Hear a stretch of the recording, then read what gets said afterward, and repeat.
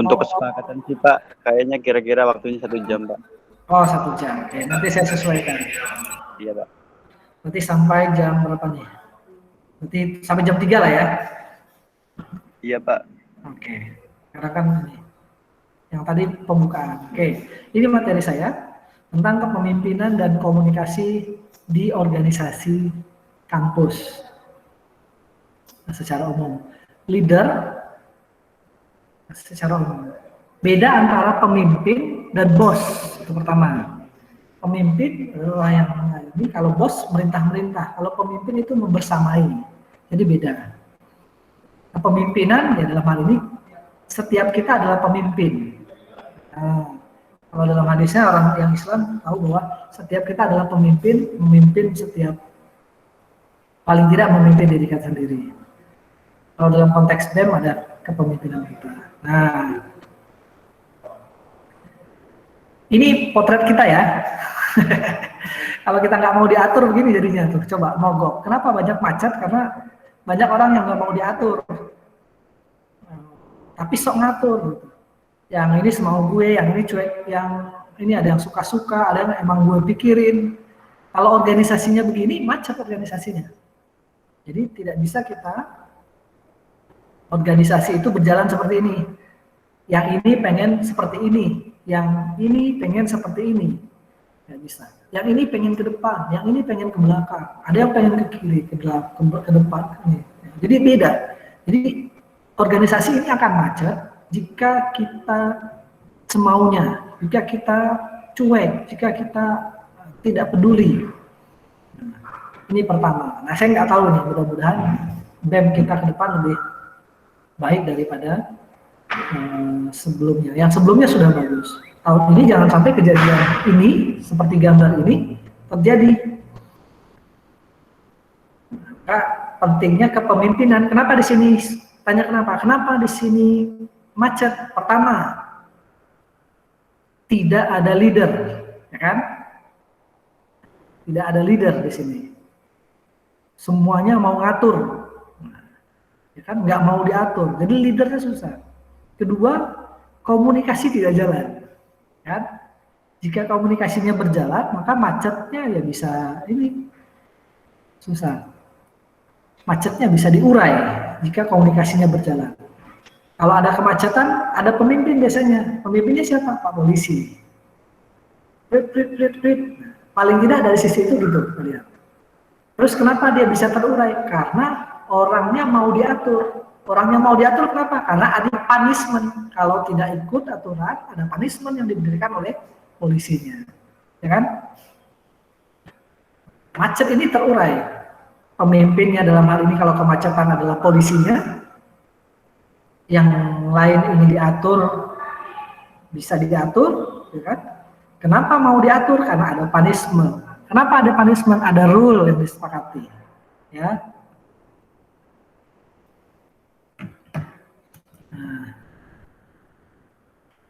Ini kita lewatin. Nah, ada sedikit manajemen. Nanti ingatkan kalau waktunya sudah habis. Dalam penyelenggaraan organisasi ada 4 fakta penyelenggaraan organisasi. Kenapa mandek, macet itu. Misalnya, visi misinya mau kemana? Pemimpinnya tidak berkualitas, tidak ada pimpinan, hanya bos yang mau nyuruh-nyuruh saja, tidak mau kerjasama. Rencana tidak ada arah. Ya kan, banyak kekurangan, administrasi bingung, semangat kerja nggak ada, etos kerja buruk, perhitungan, ya kan? Ya, namanya kayak BEM. Staf atau karyawannya kurang kompeten, ya kan? Tidak ada kreativitas, sarana tidak ada, penuh kecurigaan. Ini dari sisi penyelenggaraan organisasi. Kedua, dari sisi penyelenggaraan organisasi masih sama nih ya.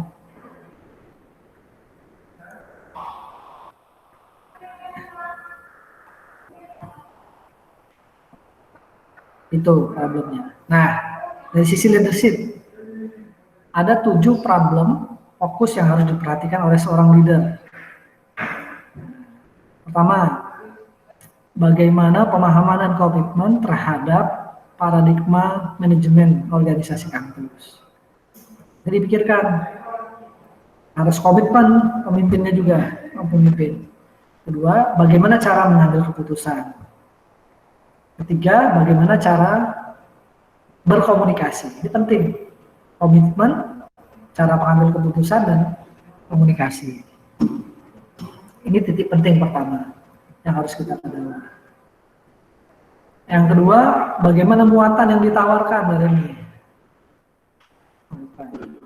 Organisasi kampus mau kemana? Jangan sampai teman-teman siswa memiliki kebebasan mengembangkan ini, ya kan? Terlalu bebas juga nggak bagus, dikekang juga nggak bagus. Organisasi kampus sudah meningkatkan kompetensi, harus ada keberlangsungan budaya, ya kan? Ini saya capatin aja. Harus ada budaya belajar. Tentu harus ada manajemen internal mutu, cek nanti. Bagian yang kontrol-kontrol. Harus ada efisiensi dan produktif.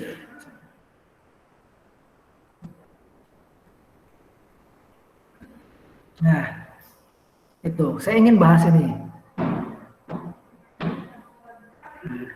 Secara sederhana, kita dalam organisasi itu punya 3 titik. Saya agak bedain sedikit sama ini, biar Anda tidak ada wawasan ini. Ada sisi pertama, ada sisi edukasi. BEM harus memberikan sisi edukasi, itu pertama. Yang kedua, BEM ada sisi, jadi triangle gitu, sama ini 3. Triangle gini. Pertama ada sisi edukasi yang diberikan oleh BEM. Kedua, harus ada sisi koordinasi. Kan? Edukasi saja tidak cukup, koordinasi saja tidak cukup, harus ada action. Apa actionnya? Harus ada ekspansi.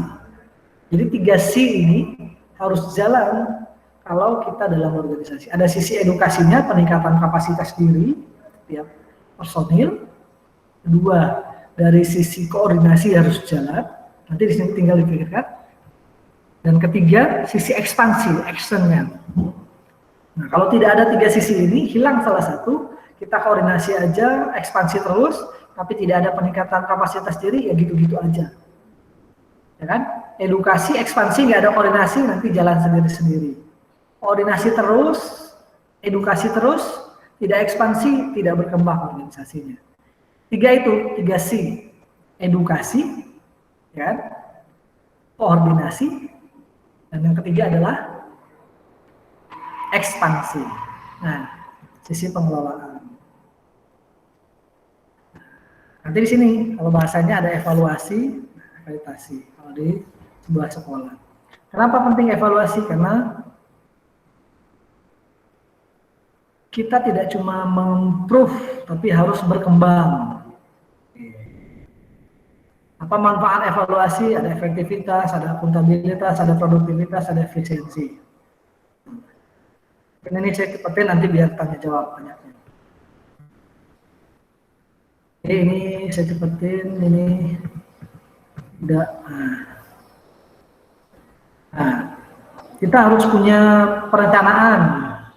Nanti pemimpin dan teman-teman di pengurusan BEM harus berkoordinasi untuk melakukan perencanaan tentang program kerja, disepakatin secara bersama. Visinya apa, misinya apa, ya kan? Tujuannya apa, ya kan? Nanti kita lihat strength dan weakness-nya apa. Saya cepat tidak di sini fokusnya, tapi ini gambaran secara umum. Sudah tergambar tentang ini yang tadi. Kita buka dulu pertanyaan, masih di leadership dulu sebelum saya masuk ke komunikasi. Bingung? Ya, intinya ini, yang tadi, 3. Organisasi itu 1, harus ada edukasi. Kedua, harus ada koordinasi. Ketiga, harus ada ekspansi. Nah, jadi Anda harus melakukan 3 itu. Pemimpin juga harus harus paham tentang komitmen, seorang leadership, setiap kita adalah pemimpin, komitmen. Kedua, harus paham juga teknik mengambil keputusan, juga harus paham. Yang ketiga adalah teknik berkomunikasi. Jangan sampai organisasinya seperti gambar yang tadi pertama saya tampilkan, macet, tidak jalan organisasinya. Nah, di situ dulu. Sebelum saya lanjutkan tentang nih, silahkan kalau ada pertanyaan ini. Ada nih, Amiro, ada orangnya nggak nih? Abror, Aini, gelap semua nih. BEM Politeknik ini siapa nih? Surya, ya silahkan kalau ada pertanyaan. Masih di leadership dulu, tentang leadership. Saya ingin bertanya, Pak. Ya, buka kameranya semua ya, biar enak. Tentang organisasi. Ya, silahkan. Asal usul organisasi itu seperti apa, Pak? Oke, asal usul organisasi. Ini langsung saya jawab aja biar enggak. Asal usul organisasi secara umum adalah kesamaan tujuan. Ya kan? Kesamaan tujuan. Kalau kita lihat dari sisi definisi organisasi, organisasi itu adalah sekumpulan orang, ya, sekumpulan orang yang berkomitmen bersama dalam sebuah wadah. Ngapain mereka? Untuk mencapai satu tujuan bersama. Nah, gitu. Jadi itu ya, organisasi itu kan definisi itu sekumpulan orang yang berkomitmen berorganisasi dalam berkomitmen berkumpul untuk mencapai satu tujuan bersama yang disepakati. Itu definisi organisasi. Jadi kenapa ada organisasi? Karena pada prinsipnya memang secara fitrah orang itu senang kumpul. Kumpul dengan siapa? Dengan orang-orang yang sejenis. Orang-orang yang sejenis, punya kesamaan. Misalnya, orang yang punya Vespa berkumpul dengan orang yang punya Vespa. Orang yang senang dandan kumpul dengan orang yang senang dandan. Ya kan? Orang yang senang pengajian kumpul dengan orang yang senang pengajian. Orang yang hobi bola kumpul dengan yang hobi bola. Akhirnya mau nggak mau mereka berkumpul, buatlah organisasi formalnya resmi. Kalau organisasi informalnya bisa geng, bisa klub, bisa apa gitu. Jadi itu karena memang sudah fitrah manusia berkumpul, menyatu dalam sebuah organisasi, berkumpul bersama. Karena memang ya sudah kita pelajarin bersama waktu kita sekolah. Waktu kita sekolah, kita tahu bahwa guru kita mengatakan kita ini adalah makhluk sosial yang tidak bisa lepas dari satu yang lain. Ya. Ada memang mungkin tetangga yang tidak mau bergaul, teman yang tidak mau bergaul, ya nggak apa-apa. Nanti akan merasakan dampaknya sendiri mereka. Itu asal-usul organisasi di situ, karena punya tujuan bersama. Kedua, agar mendapatkan hasil yang lebih maksimal. Ketika kita berjalan sendiri, satu orang, katanya domba yang jalan sendiri di tengah hutan nanti diterkam harimau. Tapi kalau dombanya berkerumun, rame-rame, maka aman. Hasilnya lebih maksimal. Contoh, kita punya perusahaan, mau buat usaha, modal satu orang cuma segini. Kalau rame-rame, terkumpul lebih banyak. Terus kalau organisasinya itu untuk mencapai sebuah tujuan bersama, tujuan mengapa hasil yang lebih luas lagi. Ya, itu mungkin. Silakan kalau ada pertanyaan yang lain tentang kepemimpinan dulu. Pemimpinan organisasi sebelum saya masuk ke komunikasi.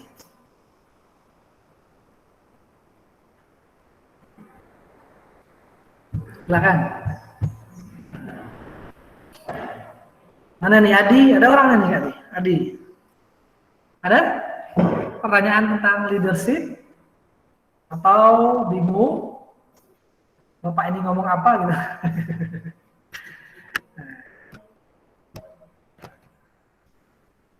Ada? Ada?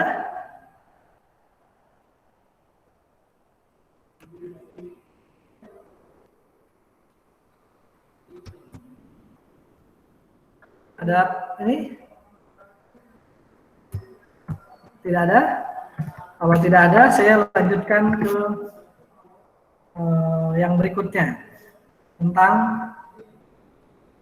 komunikasi. Kita mulai dari ada yang udah pada nyoblos ini. Ini Galih udah pernah nyoblos pemilihan presiden kah, wali kota kemarin atau bupati udah pernah nyoblos semua? Sudah. Udah Pak. Udah. Ya, Pak. ada yang belum pernah nyoblos?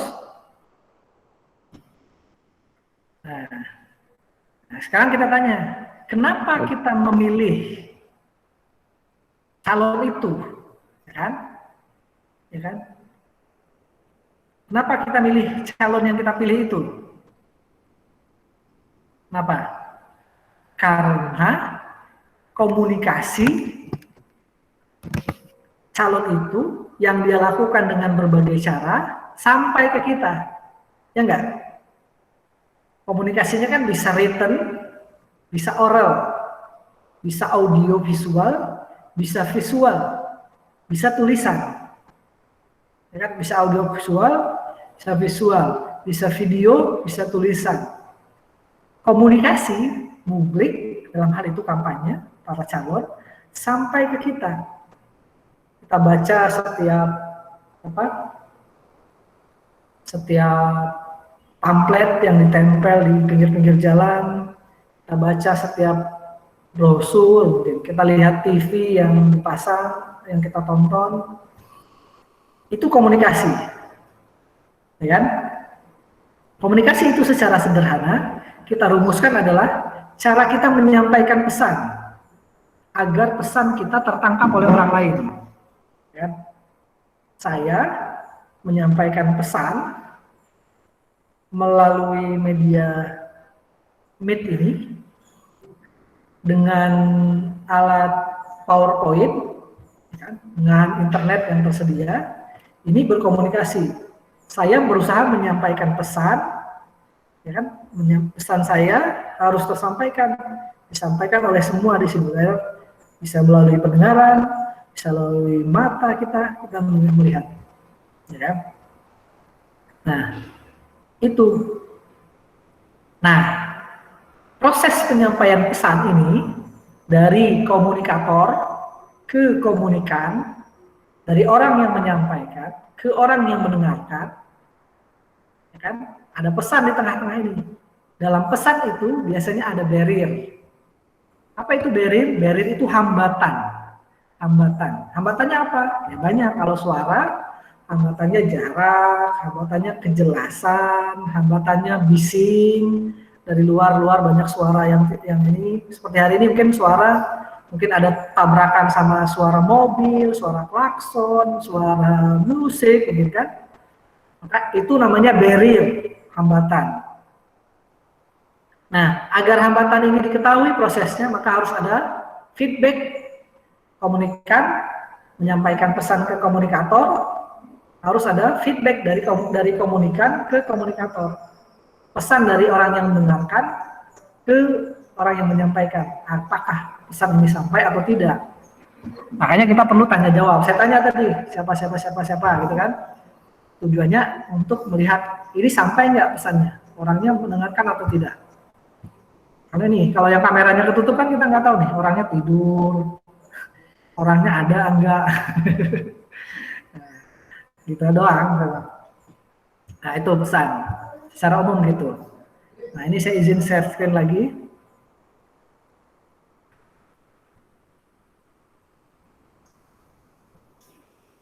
Yang paling enak memang pakai Zoom sebetulnya, cuma Zoom berbayar. Nah, kelihatan ya, komunikasi dalam sebuah organisasi. Seharusnya leader, ketua BEM, wakil ketua BEM, ketua divisi, ya kan? Itu haruslah seorang bupati, wali kota, gubernur, presiden, haruslah orang yang punya kemampuan komunikasi yang baik. Jangan sampai kemampuan komunikasinya tidak baik. Kalau sekarang belum, misalnya dalam hal ini konteksnya BEM, ketua divisi, ketua BEM, sekretaris, ya kan? Ke depan kan kita berharap kita menjadi pemimpin yang bisa ini. Kalau belum, ya maka belajar hari ini, ke depannya berlatih. Ada banyak training public speaking di sini. Nah, komunikasi organisasi bagaimana? Komunikasi organisasi itu pertama kita bisa lakukan melalui fungsi-fungsi organisasi. Apa itu? Melalui perencanaan, melalui pengorganisasian, melalui pengarahan, melalui pengawasan, agar tercapai. Makanya pentingnya komunikasi. Jadi per bidang ya kan harus sampaikan. Ketua dikasih pola komunikasi, misalnya ketua cukup sekali sampaikan pesan, misalnya ke grup. Nanti atau ketua menyampaikan ke wakil ketua. Jadi buat hierarki sampai bola, lingkaran, circle. Ketua, wakil ketua, sekretaris, terus sampai orang yang terakhir nanti untuk memastikan pesan sampai, dibuat sistemnya orang terakhir menyampaikan pesan ke ketua. Nanti kalau orang terakhir sudah mengirim pesan ke ketua, berarti pesan sampai. Dulu kami begitu. Setiap orang punya tugas cuma menghubungin satu orang saja, misalnya pola komunikasi dalam organisasi. Ketua ke wakil ke sekretaris ke bendahara, terus ke anggota, nih siapa lagi. Terakhir orang terakhir harus menyampaikan pesan ke ketua. Kalau pesan sudah sampai ke ketua, berarti pesan tersampaikan ke seluruh organisasi. Kalau sekarang melalui grup PA misalnya, ya silahkan saja. Cuma grup PA sering ketindih. Komunikasi ini adalah kegiatan terbesar yang dilakukan oleh para pimpinan, para manajer, para leader. Jadi kalau kita mau jadi leader, kita harus belajar berkomunikasi, belajar ngomong di depan orang, belajar menyampaikan ide. Itu semua komunikasi. Ya? Nah,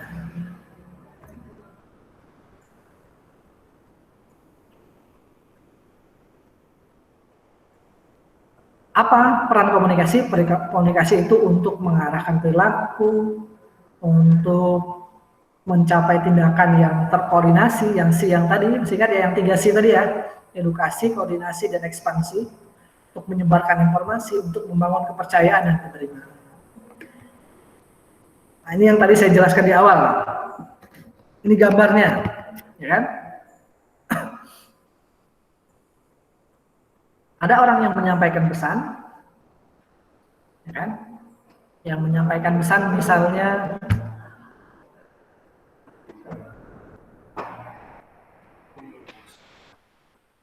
bentar ya.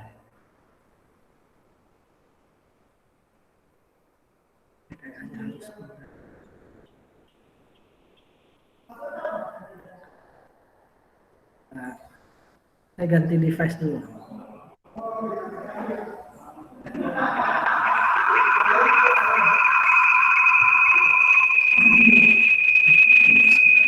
Bentar, saya ganti device ya. Soalnya laptopnya.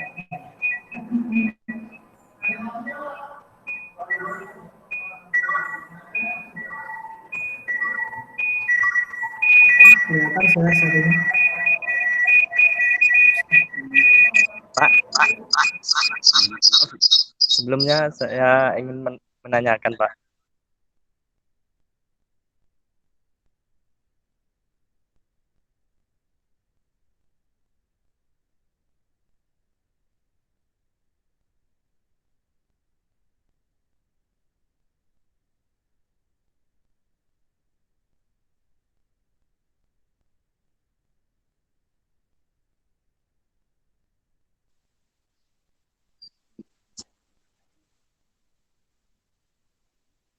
Pak,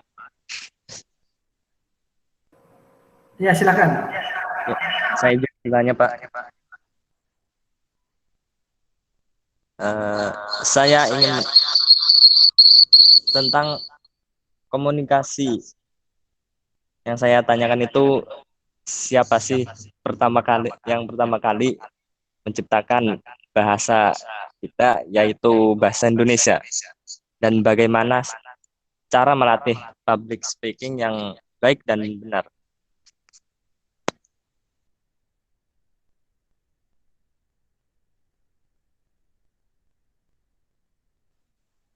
Ya, itu aja, Pak. Terima kasih.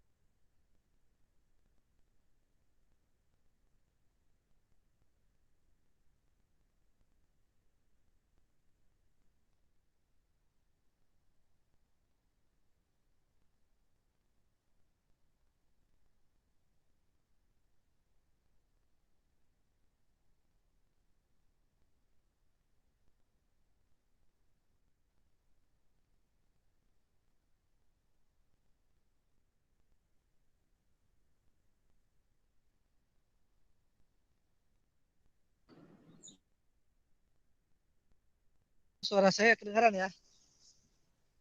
Oke. Saya coba tadi. Oke. Kedengaran ya suara saya? Halo? Kedengaran, Iya, Pak. benar, Pak. Saya ulang stop sharing ya. Tadi mikrofonnya kemati. Biasa.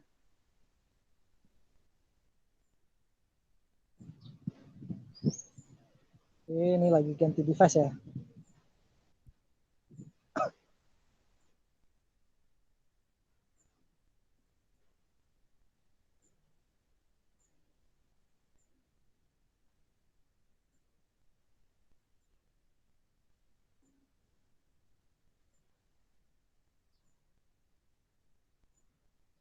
Oke.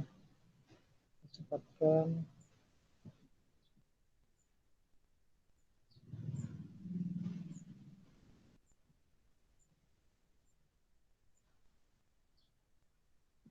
Lebih enak memang offline, cuma memang kendalanya dari pimpinan belum diizinkan untuk rame-rame di kampus.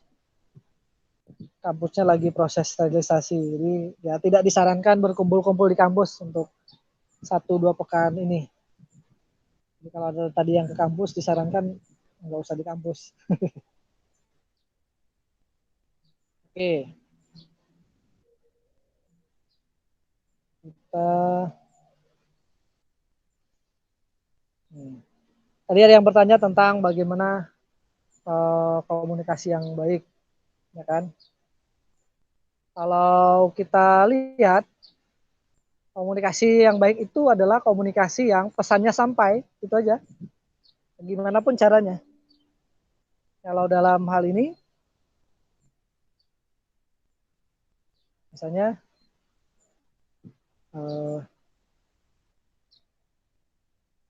tampilkan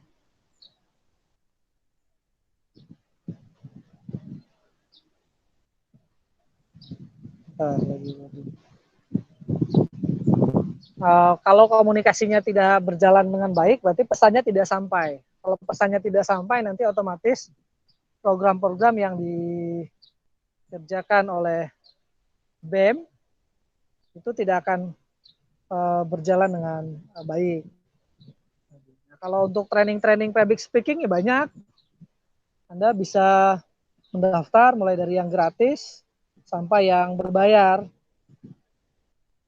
Kalau yang berbayar, mulai dari yang murah sampai yang mahal, training-training public speaking banyak yang bisa Anda ikuti jika Anda ingin mengikuti training public speaking. Nah,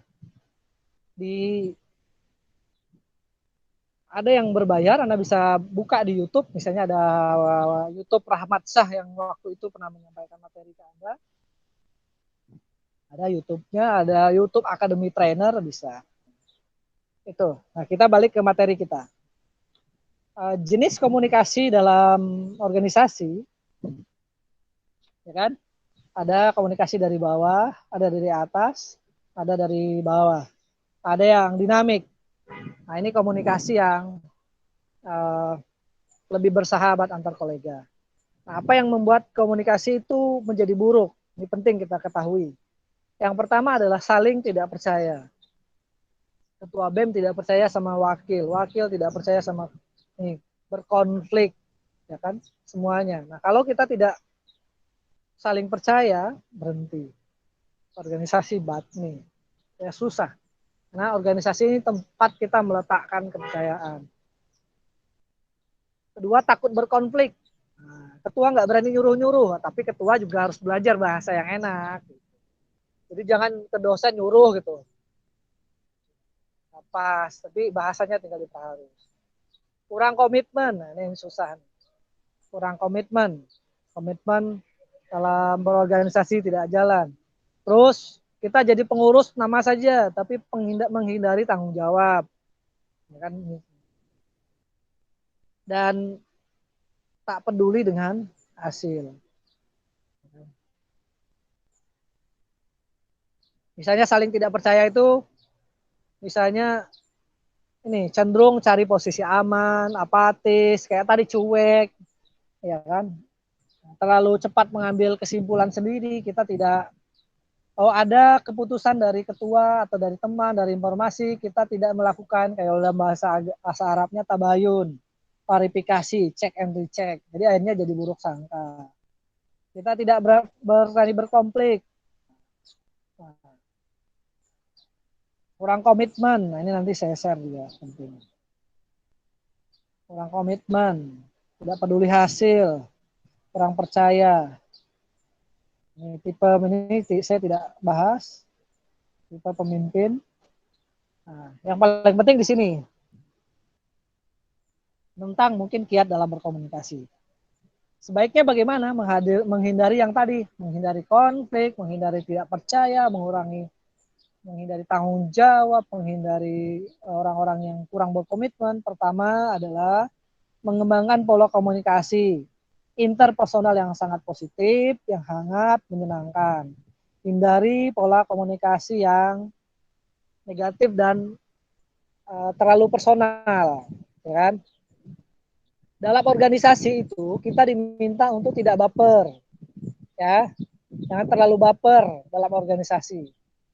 Konflik di dalam organisasi tidak membuat pertemanan kita menjadi batal, maksud saya. Ya, di dalam rapat kita boleh berdebat, tetapi di luar rapat kita tetap harus menjaga komunikasi dengan baik. Di rapat berdebat, pukul meja. Kami dulu sering kalau rapat pukul meja, saling bata argumen. Pas di luar kita ketawa-ketawa, ngopi-ngopi, karena itu cuma ya sandiwara dunia saja. Itu cara kita mengumpulkan, cara kita belajar nanti. Kayak anggota dewan aja, kalau Anda lihat anggota dewan di TV, itu saling debat, ya kan? Saling serang di TV. Selesai acara TV, mereka di luar ngopi-ngopi, ngumpul di kafe, ya kan? Jadi berbagi proyek, gitu. Jadi jangan baper. Itu pertama, pola komunikasi yang positif, hangat, dan menyenangkan. Jadi silahkan belajar. Belajar, kita itu harus melatih elastisitas hati. Nah, ini bahasa saya nih. Silakan. Saya mungkin pernah sampaikan juga dulu. Melatih elastisitas hati. Ada beberapa titik, ada beberapa yang harus kita toleransi. Kita harus ngaret, ditarik kayak karet itu. Elastis kan, nanti balik lagi. Tapi nanti ada waktunya ketika tidak bisa ditoleransi lagi, karetnya putus. Tuh, beberapa hal prinsip. Kedua, untuk menjadi komunikator yang baik dalam komunikasi dalam organisasi, be a supportive communicator. Kita harus menjadi komunikator yang supportive. Jadi kita fokusnya ke masalah, bukan ke orangnya. Kita nggak ada masalah dengan orangnya, tapi problemnya harus diselesaikan. To honestly say what you mean. Berbicara yang jujur, tapi secara baik. Tapi tidak juga bicara itu bukan pedas, tapi tegas. Misalnya, saya nggak suka sama kamu. Itu personal. Ya kan? Jadi kalau kita dalam organisasi kita sama, saya tidak suka dengan ide kamu. Jadi dibatasin bahwa yang tidak sukain adalah idenya, bukan orangnya. Ya kan? Terus nanti, walaupun ini honestly, dengan jujur, kita harus memilih diksi kata yang tepat, jangan sampai menyinggung. Jangan sampai pecah hati dalam sebuah organisasi. Nah, do not hesitate to say what you did and you mean. Use validating language, gunakan bahasa yang valid, keep the conversation going. Terus harus komunikasi berjalan, jangan ragu. Jadi komunikator yang suportif, sportif. Ketiga, mengembangkan komunikasi yang empati. Berusaha ketika kita komunikasi, misalnya programnya belum berjalan, jangan langsung diponis pengurus itu nggak beres. Tapi kita harus melihat, harus klarifikasi. Oh, kenapa ini nggak jalan? Ditanya dulu. Jadi kita tahu, oh misalnya hari ini, kenapa misalnya siapa? Si Pebi nggak datang. Oh, jangan suuzon dulu, jangan buruk sangka dulu, tapi ditanya. Bi, kenapa nggak datang? Oh, ternyata si Pebi lagi habis pulsa, nggak bisa join, gitu kan. Lagi nggak ada kuota, lagi sakit, lagi isolasi mandiri, gitu kan. Atau lagi disuruh maknya nyuci mobil, sebagainya gitu ya. Nah, jadi kita harus mengembangkan komunikasi yang empati. Kalau teman sakit, dilihat paling duluan. Merasakan kesulitan yang dirasakan oleh lawan dan memposisikan diri kita sendiri. Nah, mungkin itu yang saya sampaikan untuk komunikasi. Silahkan kalau ada pertanyaan tentang komunikasi yang bisa Anda berikan ke saya. Silakan kalau ada pertanyaan.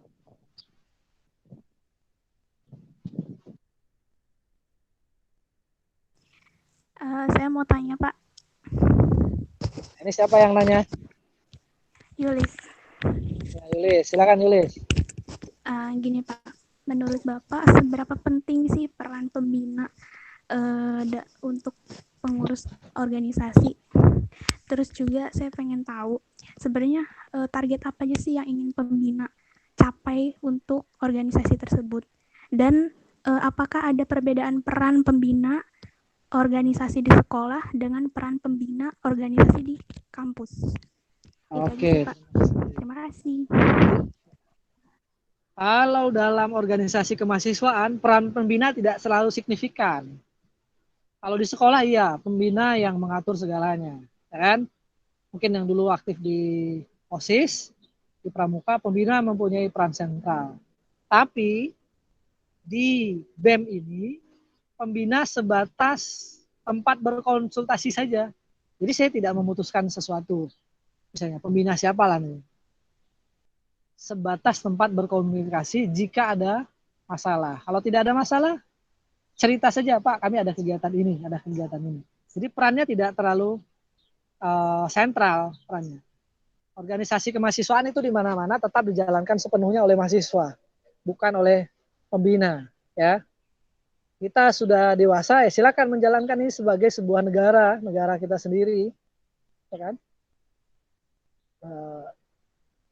Kalau ya sifatnya dulu ya konsultasi Pak, kalau mau ini, itu aja. Teknisnya ya silakan, tidak terlalu banyak campur tangan pembina kalau di organisasi kemahasiswaan. Tapi kalau di organisasi sekolah itu ya berbeda jauh sama ini. Silakan rapat kalau di organisasi kemahasiswaan rapat, silakan rapat sendiri, ya kan? Nanti kalau ada problem baru datang. Kalau ada kegiatan kasih tahu minimal, itu aja. Bukan ini. Tapi kalau pendanaan ya itu kan keuangan, misalnya begitu. Itu dari sisi pembina. Pembina cuma mengarahkan, kalau belok diluruskan. Kalau ini pembina cuma mengarahkan, oh targetnya ini nih. Secara pribadi kita targetnya hire besar dan sebagainya.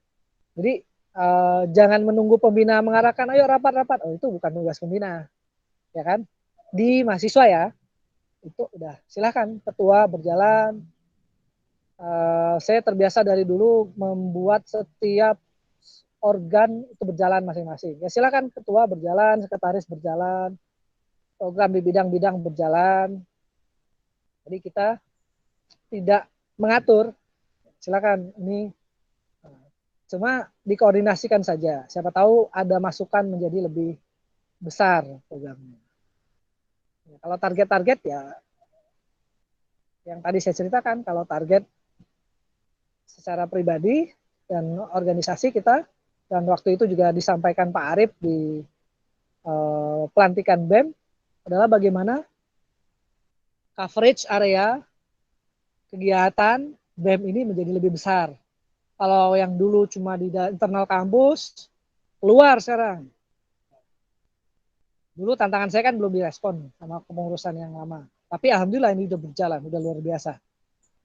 Udah menjadi founding father lah bahasanya. Ocon Rizky Ferdian adalah founding father BEM Politeknik PGRI Banten yang berdiri sendiri. Ini menjadi catatan sejarah bagi ini semua. Nah, kalau yang kedua ya ini coverage areanya dirubah. Itu target tahun ini. Target tahun ini adalah kita coverage areanya dirubah. Nambah lebih besar sedikit saja. Kalau kemarin Cilegon, ini nambah Banten. Kalau kemarin pembicaranya cuma Cilegon, ini nambah lagi Banten. Kalau bisa nasional, bagus gitu. Target coverage area untuk target-target ke depannya. Ya, ke depannya. Jangan main sendiri. Undang sekolah, ya silakan. Ngadain lomba. Kalau dulu lomba cuma mahasiswa kita saja. Kenapa nggak kita undang mahasiswa lain, BEM lain? Kemarin sempat saya sampaikan. Itu target-targetan. Mungkin itu. Nanti untuk target-targetan mungkin ada di Raker lebih tepatnya. Di Raker bisa kita bahas tentang teknis. Tapi secara umum itu. Bagaimana coverage areanya bigger than before. Lebih luas dari sebelumnya. Ya silakan kalau ada pertanyaan lain. Oke Pak, terima kasih. Ya. Silakan ada pertanyaannya. Nah, ini pada nggak buka kamera nih. Nggak kelihatan orangnya. Silakan kalau ada pertanyaan.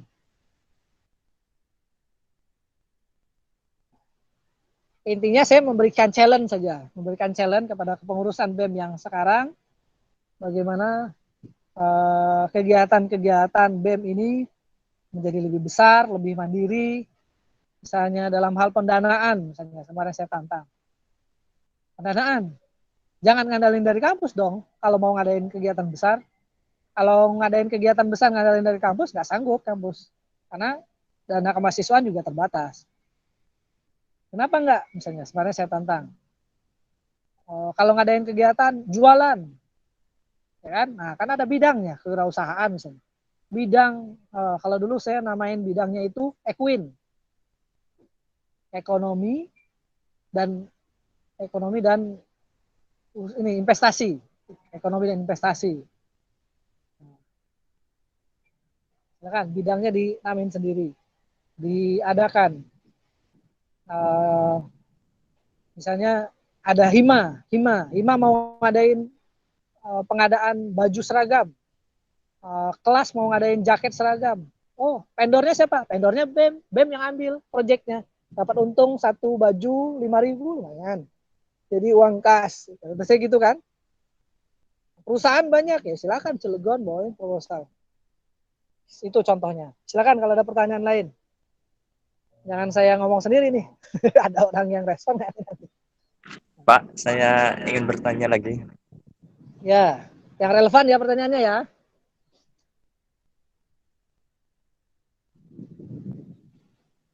Cara meningkatkan minat organisasi mahasiswa Politeknik PGRI Banten. Itu aja, Pak. Ya, cara menaikkan minat pertama, BEM harus buat kegiatan yang menantang dan melibatkan seluruh elemen mahasiswa. Jangan BEM main sendiri, kegiatan cuma BEM sendiri, tapi berusaha minimal setiap organisasi, setiap mahasiswa merasakan bahwa BEM itu ada. Misalnya, kegiatan BEM mengadakan kotak saran aspirasi mahasiswa. Kecil kan? Tapi tinggal dipasang di kampus. Tulis aspirasi mahasiswa terhadap BEM. Nanti BEM perjuangkan. Asal jangan demo saya aja. Nanti disampaikan dengan cara yang baik aspirasinya. Itu kan kelihatan. Orang merasakan, oh BEM ada manfaatnya. Ya kan? Oh, terus apa lagi yang dirasakan mahasiswa? Oh, ada informasi kegiatan, ada papan mading yang diisi oleh BEM. Oh, BEM ada nih jalan. Ada program BEM misalnya. Ada yang meninggal, BEM berbuat partisipasi. Tahlilan hari keberapa ditanggung oleh BEM konsumsinya. Wah, kan bisa tuh. Acara tahlilannya tuh, tablik musibah dan sebagainya kan bisa tuh. Jadi BEM, orang merasakan manfaat BEM, setiap elemen. Jangan kita ini bukan organisasi gelap, organisasi underground yang informasinya ditutupin dari orang lain. Makanya kemarin waktu pemilihan ketua BEM, saya minta untuk tidak sembunyi-sembunyi. Tempel pengumuman siapa yang menang, tempel di posting di IG. Karena kita ini organisasi terbuka. Tujuannya apa? Biar orang tahu si ketua BEM-nya siapa, wakil ketuanya BEM siapa, prosesnya bagaimana. Itu pertama sarannya. Silakan buat program-program yang menyentuh ke mahasiswa. Kalau sudah buat program yang menyentuh kepada mahasiswa, nanti insya Allah orang akan mudah untuk terlibat, senang, kan? Misalnya lomba apa yang paling mudah, yang bisa melibatkan seluruh mahasiswa? Yang rame, lomba Scrabble. Nah, kan Scrabble gampang kan, tinggal beli Scrabble doang, 40.000, 50.000. Satu lomba bisa banyak orang, ya kan? Bisa sambil main-main, bisa. Atau apa gitu. Lomba dangdutan kayak, lomba kasidahan kayak, dangdutan tidak direkomendasikan ya. Itu pertama, buat program yang menyentuh. Kedua, ya kan? Kedua, buktikan bahwa BEM itu ada. Itu dulu. Nah, BEM itu menarik, buat kegiatan yang menarik. Oh enak nih di BEM, menarik kegiatannya, nantang, ya kan? Buat kegiatan yang menarik. Selain tadi pertama kegiatan yang melibatkan dirasakan semua. Kedua buat kegiatan yang menarik dan menantang. Curious, pancing rasa penasaran orang buat kegiatan. Ketiga, buktikan bahwa pengurus BEM bukan cuma aktif organisasi, tapi juga orang yang punya kemampuan akademik, skill yang bagus. Nah, di awal tahun lalu kalau nggak salah, apa waktu LMDK saya sampaikan, waktu LDKM saya sampaikan. Seorang aktivis itu harus ada orang yang, saya katakan, aksinya kuat, ya kan? Aksinya kuat, ya kan? Prestasinya hebat, kan? Dan yang ketiga, ibadahnya taat. Nah, jangan nanti kedengaran siapa yang nilainya paling rendah. Oh, itu pengurus BEM. Oh, udah batal. Mana ada orang mau masuk BEM kalau gitu. Ya kan? Aksinya, jadi program-program yang pertama tadi. Program yang menyentuh, program yang menarik, itu kerjakan. Kedua, ya kan, prestasinya hebat. IPK-nya mana? Jangan nanti pengurus BEM yang paling sering bolos kuliah. Mana orang, nggak usah ikut BEM. Kenapa? Orang yang paling sering bolos kuliah. Orang yang tamatnya lambat. Ya kan? Orang yang IPK-nya kecil. Nah, itu jadi motivasi nih. Nah, tahun lalu juga saya sampaikan, ya kan? Jangan sampai memang tidak ada hubungan secara langsung, ya, saya katakan, antara personal misalnya Galih, Opa, siapa nih, Surya, Yuli, Diki, Rizka, terhadap BEM. Ketika dirimu datang di kelas, memang duduk secara personal sebagai mahasiswa, tapi jabatan kepengurusan sebagai pengurus BEM itu tidak bisa lepas. Jadi Anda harus memberikan teladan yang baik ke teman-teman yang tidak aktif. Gitu.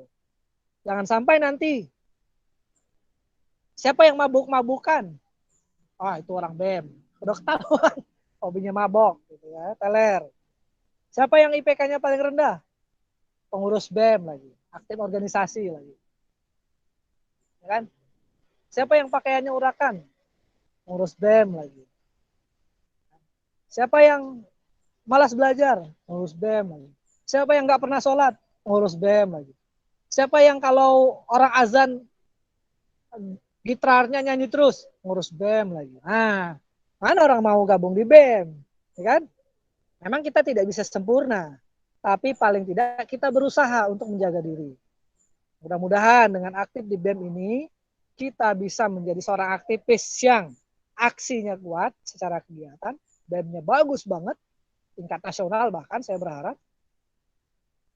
Kedua, prestasinya juga hebat. Tuh. Kemarin anak teknik mesin ditantang lomba teknologi tepat guna, nggak ada yang join. Anak teknik elektronika ada 2 grup, kita kan ikut lomba teknologi tepat guna itu. Papernya kan saya bimbing juga, penulisan karya ilmiahnya. Ada pengen amal pengurus BEM tahun lalu ikut. Tapi teknik mesin nggak ada yang join. Nah, pengurus BEM mana nih? Nah, harusnya ketua BEM misalnya, oh iya join lomba gitu. Kita arahkan. Kalau nggak tahun ini mungkin tahun depan lomba. Siapa yang jadi programmer hebat? Wah, programmer hebat. Oh, Rizka misalnya. Nah, siapa? Bila. Dari anak BEM semua gitu. Itu prestasinya hebat. Lomba-lomba ikutkan. Apa saja. Ketiga, ibadahnya taat. Karena kita ini tidak bisa. Apalagi di kalau Anda ingat di SPMK ada poin mata kuliah agama minimal B. Ini disuruh itikaf pada nggak mau, ya kan? Disuruh pas mata kuliah agama pada bolos. Padahal itu yang tidak datang siapa? Ketua BEM nggak datang. Kan lucu. Anda gimana? Itu maksud. Iya Pak, mantap Pak. Nanti yang ini pas itikaf ternyata yang nggak datang ketua BEM, wakil ketua, sekretaris, bendahara nggak ada yang datang itikaf. Gimana? Poin yang ketiga nggak jalan. Aksi hebat, prestasi hebat, aksi kuat, prestasi hebat, ibadah taat. Itu 3 salah. Tapi ada satu lagi yang bisa Anda manfaatkan, ya kan? Yang ini kemarin sudah saya sampaikan yang ini. Usulkan ke kampus, kata saya. Usulkan ke kampus bahwa aktif di organisasi, mau HIMA, mau UKM, mau BEM sebagai syarat untuk bisa lulus. Syarat untuk bisa penempatan kerja misalnya. Usulkan ke kampus. Temui direktur. Temui Pak Arief. Ya kan? Buat. Nah, ya nggak apa-apa. Nanti asal pastikan bahwa kita siap menjalankan organisasi dengan baik. Mungkin itu jawaban saya. Silakan kalau ada pertanyaan lain. Saya Pak, Nah, silakan Gali. sebelumnya saya izin bertanya Pak. Kalau ngomongin organisasi kan nggak jauh-jauh dari Tridharma Perguruan Tinggi Pak ya, Betul. yaitu pendidikan, penelitian juga pengabdian. Yang saya Betul. tanyakan tuh bagaimana sih Pak cara pengaplikasiannya Pak? Itu aja Pak. Oke, betul. Terima kasih. Nah, BEM sebagai organisasi kemahasiswaan seharusnya memang mengusung Tridharma Perguruan Tinggi. Tridharma Perguruan Tinggi itu apa? Pendidikan. Kan? Kedua, penelitian. Ketiga, pengabdian masyarakat. Nah, bagaimana cara aplikasinya? Makanya idealnya struktur BEM juga dibuat seperti itu. Ya, struktur BEM juga dibuat ada pendidikannya, ada bidang penelitiannya, ada bidang pengabdian masyarakatnya. Itu yang utama harus ada. Jadi kalau misalnya apa nih? Bidang penalaran dan keilmuan. Nah, itu berarti kan nanti ke penelitian. Penalaran keilmuan bisa penelitian, bisa pendidikan, penalaran keilmuan. Ya kan? Bisa penelitian, bisa pendidikan di situ ya kan? Apa pelatihannya? Ininya. Programnya misalnya pelatihan karya tulis, ya kan? Ilmiah. Pelatihan menulis buku, pelatihan menulis artikel, pelatihan menulis novel, pelatihan menulis cerpen. Jadi itu yang saya sebut tadi di awal, edukasi. Jadi orang yang aktif di BEM merasa ada peningkatan kapasitas diri. Nah, tahun lalu belum terrealisasi nih. Nah, mungkin tahun ini bisa terrealisasi. Tantangan saya adalah bisa nggak pengurus BEM tahun ini saya tantang buat terbit satu buku. Nah, satu buku apa? Terserah. Mau Anda setiap orang buat satu cerpen nanti dikumpulin jadi kumcer, ya kan? Nah, nanti kita bantu penerbitannya.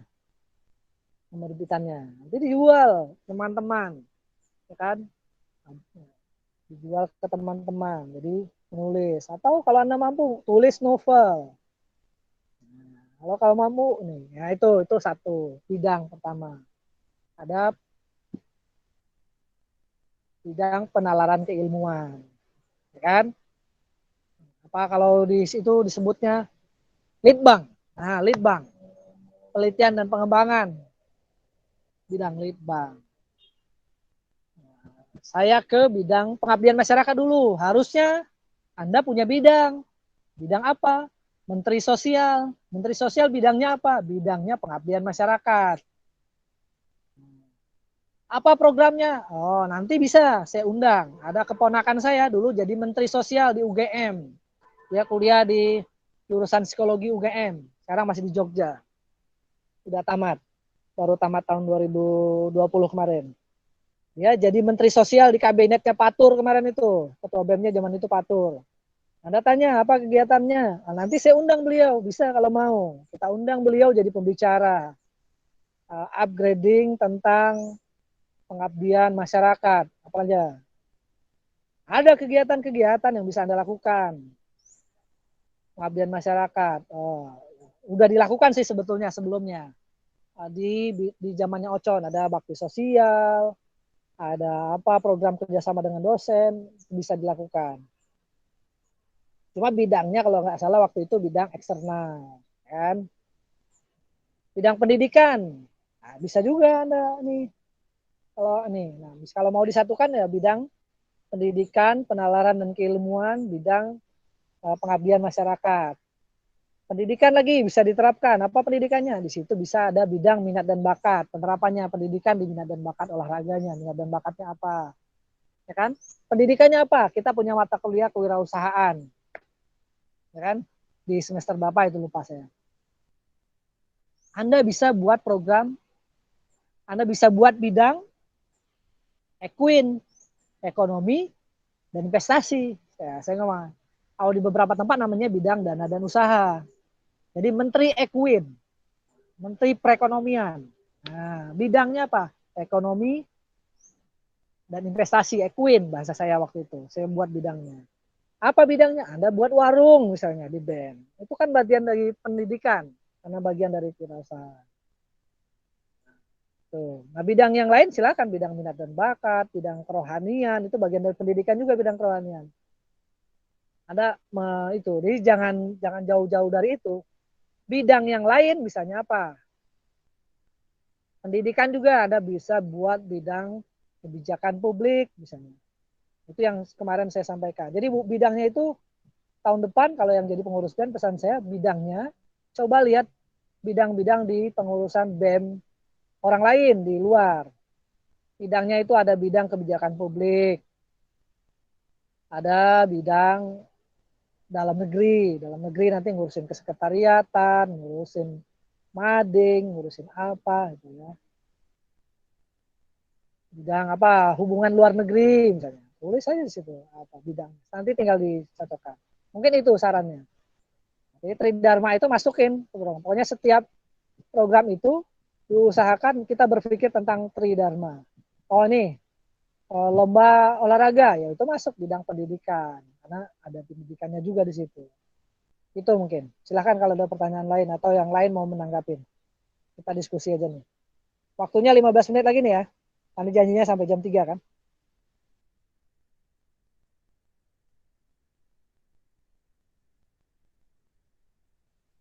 Nah, silahkan kalau ada pertanyaan. Nih. Apa? Sanusi ada pertanyaan nggak? Oh ini udah banyak keluar ya orangnya. Oh. Bila ada pertanyaan? Mat Store ini siapa? Mat Store. Mat Store ini siapa nih? Amat sekali, Pak. Oh iya iya iya. Vivi ada pertanyaan? Enggak, Pak. Silakan kalau ada pertanyaan. Siapa yang ada pertanyaan?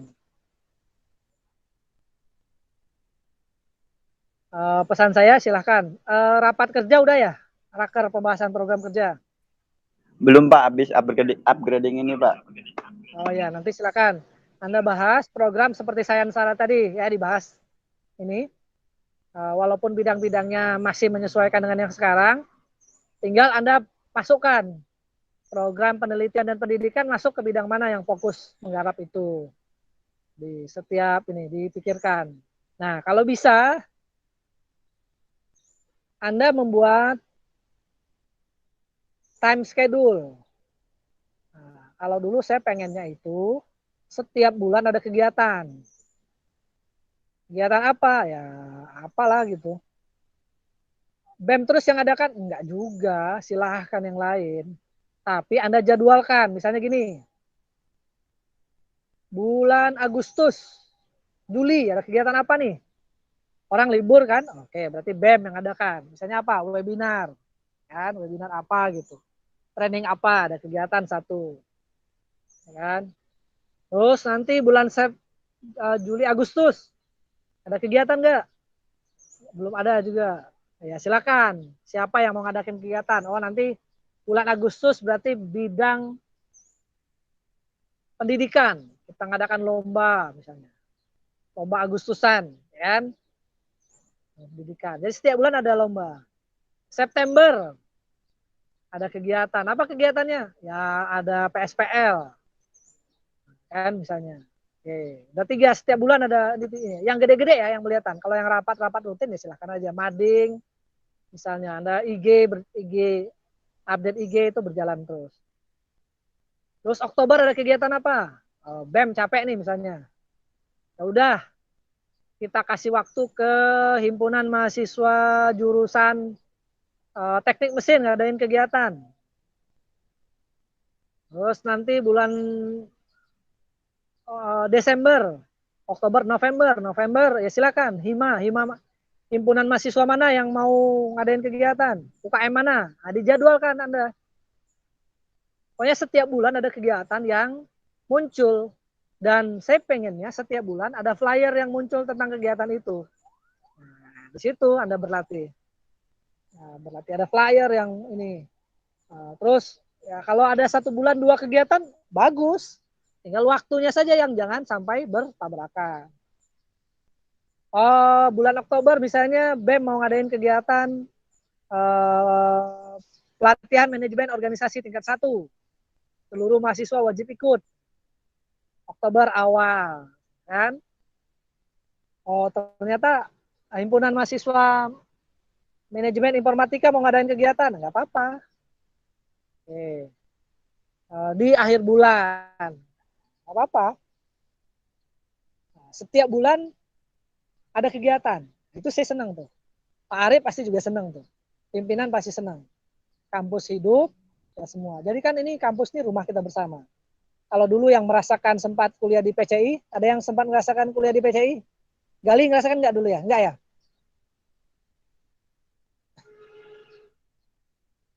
Nah, kalau ngerasakan kuliah di PCI dulu kan nggak ada tempat. Kalau sekarang tempat luas, Anda bisa. Anda bisa nih, misalnya November, itu November ada HUT PGRI.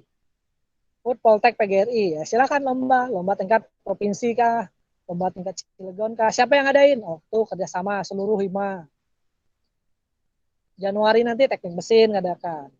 Februari nanti ngadakan siapa lagi? BEM. Maret bisanya siapa lagi ngadakan? Teknik elektro, misalnya. TE. Maret April nanti puasa, kan April udah puasa tuh ya. April.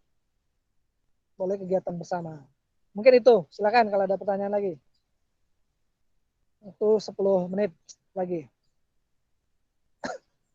Nanti ini rekamannya bagi yang mungkin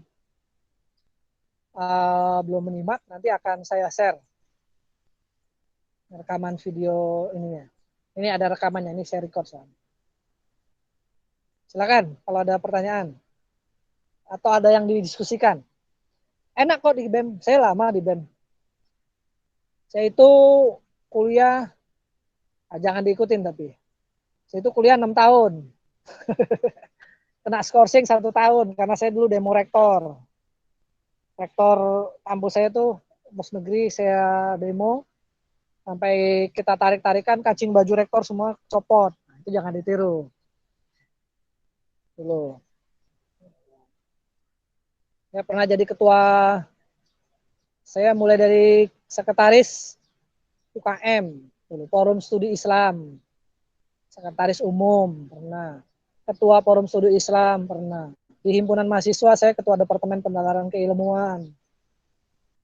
Di luar saya aktif di Kesatuan Aksi Mahasiswa Muslim Indonesia. Di luar lagi di LSM saya aktif di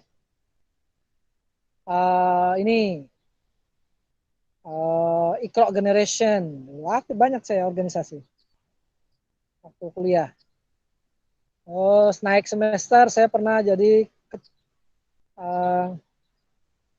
pengurus BEM fakultas. Terakhir saya pernah jadi ketua KPU universitas. Pemilihan ketua BEM itu saya jadi ininya. Terakhir. Tapi sebelum itu saya pernah jadi wakil ketua umum BEM universitas dulu di kampus saya. Tapi di luar jalan terus. Aktif jadi pembina Kesatuan Aksi Pelajar Muslim Indonesia, aktif jadi pembina LSM Micro Generation, saya punya sekolah binaan 3, pramuka. Bayangin saya yang bagi waktunya gimana itu. Sampai makan aja cuma berangkat pagi lupa makan, siang rapat, pulang-pulang malam baru makan. Dulu kurus banget saya. Lebih kurus dari siapa tadi? Dari Satria kayaknya, lebih kurus dari itu sih. Berat saya cuma 35 kilo waktu saya kuliah. Sekarang aja udah gendut, alhamdulillah. Silakan kalau ada ini pertanyaan.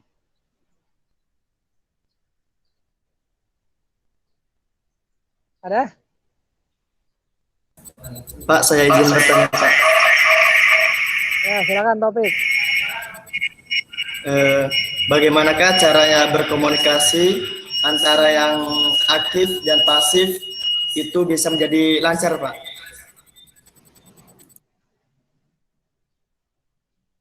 aktif dan pasif. Ya, pertama buat pola komunikasi, seperti kata saya tadi, informasi. Kedua, bangun komunikasi empati tadi. Walaupun dia nggak aktif, terus diajak saja. Diajak, ayo rapat. Bila perlu rapat di rumahnya, di kosan dia. Biar dia datang juga gitu. Rapat itunya, misalnya dia bidang apa nih? Misalnya bidang eksternal. Ada eksternal mau ngadain kegiatan. Ya susah diajak, udah rapat di kosan dia gitu. Biar dia ngerasa, oh ya, ini gitu caranya. Ajak. Jadi tidak harus komunikasi internal. Saya dulu sering saya kan aktif di organisasi eksternal. Jadi pembina LSM, Micro Generation waktu itu. Rapatnya di mana? Rapatnya nggak usah banyak-banyak. Makan sambil makan bakso rapat. Jadi rapat itu tidak harus selalu formal di ruang kelas, di ruang meeting gitu. Anda sambil ngegrill misalnya, beli sama Pak Arif grill, hobi grill, duduk-duduk sambil rapat, tapi nggak usah rapat. Kita mau ngadain kegiatan ini, ya udah gimana? Ini sambil ngegrill aja sambil makan bakso gitu. Siapa? Ya kita butuh apa nih? Butuh terpal ya, siapa nih berat? Siapa langsung gitu. Gitu aja. Jadi komunikasinya tidak harus selalu rapat. Nih rapat di pantai kayak rapat di rumah makan, di warung bakso saya dulu mah. Makanya santai aja. Jadi sempatnya apa? Sempatnya rapat kalau dulu karena saking banyaknya aktivitas. Saya sempat rapatnya cuma waktu makan. Sama LSM itu udah jadwal makan siang saya di mana? Misalnya kalau pas ada nih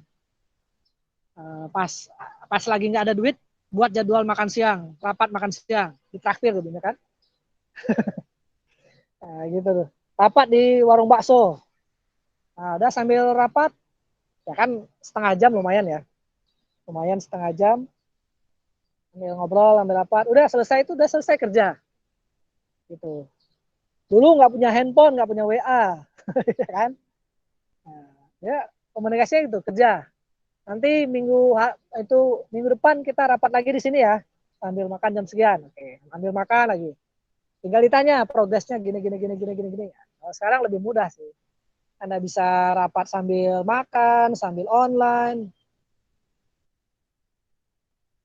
Nah, itu sih saran dari saya untuk komunikasi. Jadi diajak saja, dikomunikasikan. Orang yang tidak aktif itu belum tentu tidak aktif, tapi bisa jadi dia tidak aktif karena lagi uangnya seret. Jadi kalau dia ke kampus tidak punya uang untuk bensin, kita nggak tahu kan. Empatinya di situ. Oh mungkin dia ibunya lagi sakit, mungkin dia lagi ada problem belum bayar kuliah, dia lagi kerja untuk bayar kuliahnya. Di situ empatinya. Itu saran saya begitu untuk komunikasi. Pokoknya diajak saja, nggak apa-apa. Terlepas dia mau tidak mau ya nggak apa-apa. Nah, pasti di awal kepengurusan setiap bidang diajak berkomitmen untuk aktif dari awal. Walaupun nanti ada yang tidak aktif, ya silakan coba diaktifkan dengan cara-cara tadi yang saya sarankan. Silakan, 3 menit lagi nih, masih ada waktu. Silakan, ada pertanyaan nih? Rizka, ada pertanyaan? Apa lagi, ada pertanyaan nggak? Siapa nih yang ada? Adi Suhada, ada pertanyaan? Gak ada, Pak. Rizka, nggak ada pertanyaan? Siapa lagi? Sanusi, ada pertanyaan?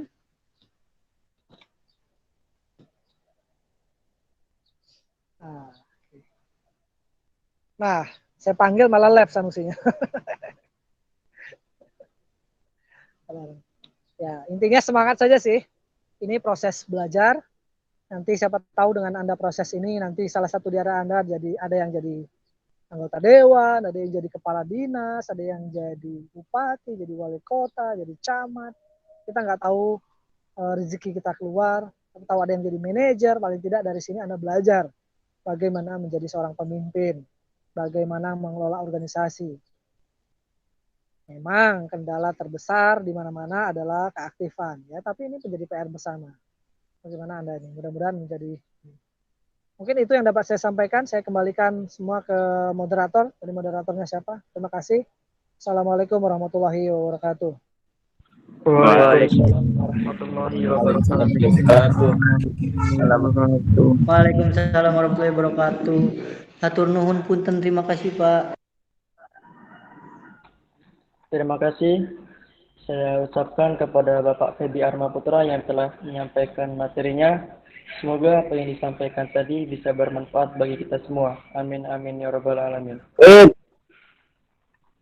Baiklah, yang selanjutnya adalah kesimpulan.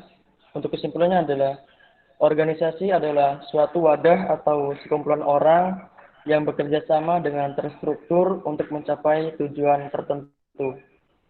Dan dalam organisasi itu ada edukasi dan koordinasi yang baik serta harus ada ekstensi. Dan seorang pemimpin harus mempunyai komitmen yang tinggi dan mempunyai suatu teknik keputusan dan komunikasi yang baik. Karena komunikasi itu adalah suatu kegiatan yang paling besar dalam suatu organisasi. Yang selanjutnya, jadilah organisasi yang mudah untuk diatur demi kemajuan organisasi, dan sebuah organisasi harus mempunyai rencana yang baik. Itu saja yang dapat saya sampaikan. Saya selaku moderator mohon izin undur diri. Bila ada kata-kata yang salah, mohon dimaafkan. Sebelumnya, marilah tutup acara ini, upgrading ini dengan membaca lafaz hamdalah. Alhamdulillahirrahmanirrahim. Baiklah, marilah kita tutup acara ini dengan membaca lafaz hamdalah. Udah ya. Alhamdulillah. Wassalamualaikum warahmatullahi wabarakatuh. Waalaikumsalam warahmatullahi wabarakatuh. Untuk acara yang selanjutnya, saya persilakan kepada Presiden Mahasiswa Politeknik PGRI Banten. Kepadanya saya persilakan. Sebelumnya, Assalamualaikum warahmatullahi wabarakatuh. Waalaikumsalam warahmatullahi wabarakatuh. Ya, sebelumnya langsung aja kawan-kawan ya. Ini nih untuk mengenai rapat kerja, ya kan? Karena bisa upgrading tuh adanya rapat kerja. Jadi saya ingin menanyakan kepada kawan-kawan, ini enaknya apa langsung, apa mau dipending dulu? Dan kalau melihat kita apa waktunya pun, ini kan sudah mendekati waktu asar ya. Menurut saya sih lebih baik dipending aja dulu. Tapi gimana kalau menurut kawan-kawan gitu? Boleh saya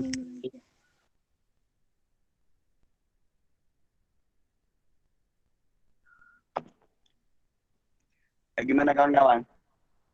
ya pending aja dulu.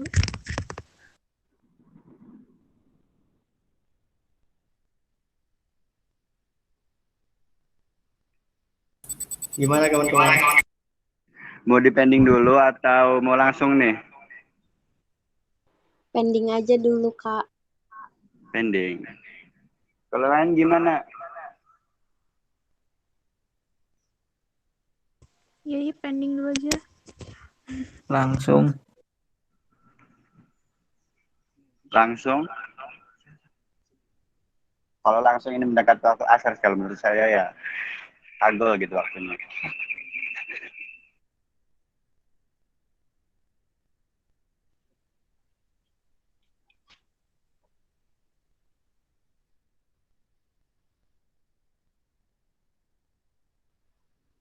Gimana Jen?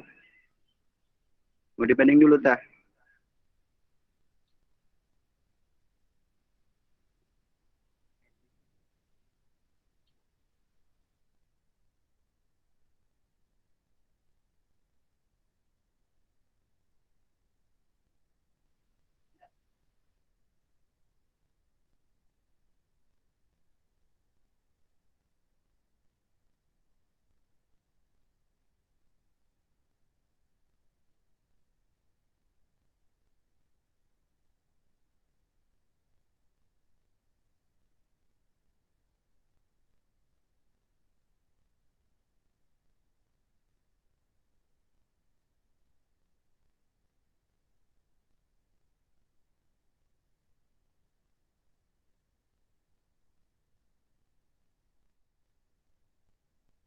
Gimana Sekjen?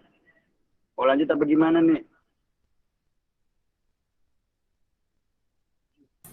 Ya, kalau misalkan kawan-kawannya mau depending dulu habis asar ya nggak apa-apa.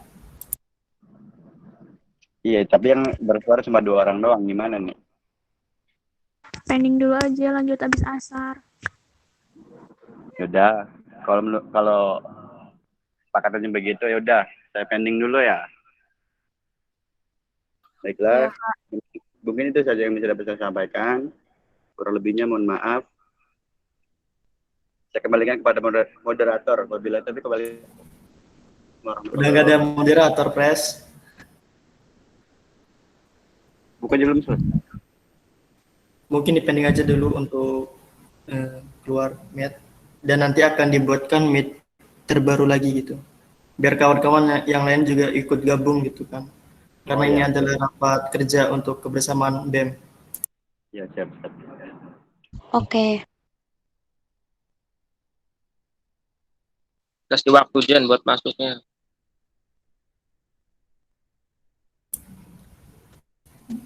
Jam 3:30 harus sudah masuk semua ya kawan-kawan. Oke. Saya harapkan semuanya hadir ya, harus hadir.